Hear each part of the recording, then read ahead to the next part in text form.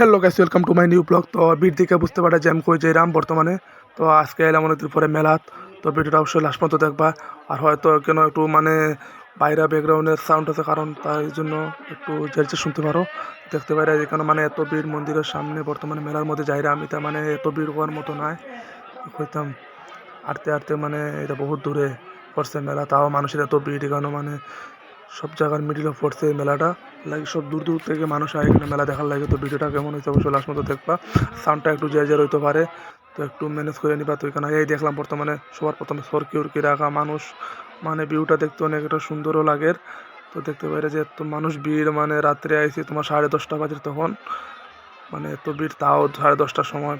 আর একটু পরে কি হয়েছিল কে জানে, আমরা আইতে একটু রেডি হইলো। তারপরে মানুষের ভিড় এখানে মেলার মধ্যে তো বুঝতে পারায়।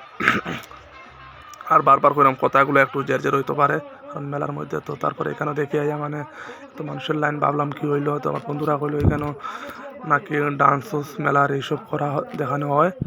তো ভাবলাম যে আমরাও ঢুকমু। তো এখানে থেকে মানুষ লাইন ধরা 40 টাকা করে নেয় টিকিট। তো ভাবলাম যে মেলায় যখন আইছি তখন তো ডান্স তো দেখা, তো যাইব।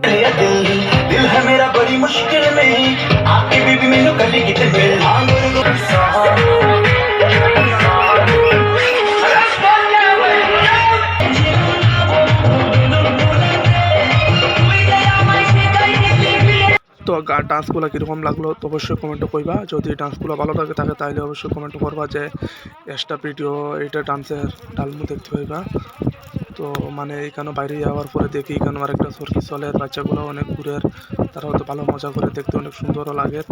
কমেন্টও করবা ভিডিওটা কেমন হয়েছে। একটু সাউন্ডটা একটু জের জের হতে পারে, কারণ আজকে একটু মানে এদিকে ব্যাকগ্রাউন্ডের সাউন্ড আছে আর গলাটা একটু মানে অন্যরকম লাগে। তো ভিডিওটা কীরকম হয়েছে কমেন্টে নিশ্চয়ই করবা। যদি ভালো লাগে তাহলে অবশ্যই চ্যানেলটা সাবস্ক্রাইব করবা, লাইক কমেন্ট শেয়ার করতে ভুলবা না।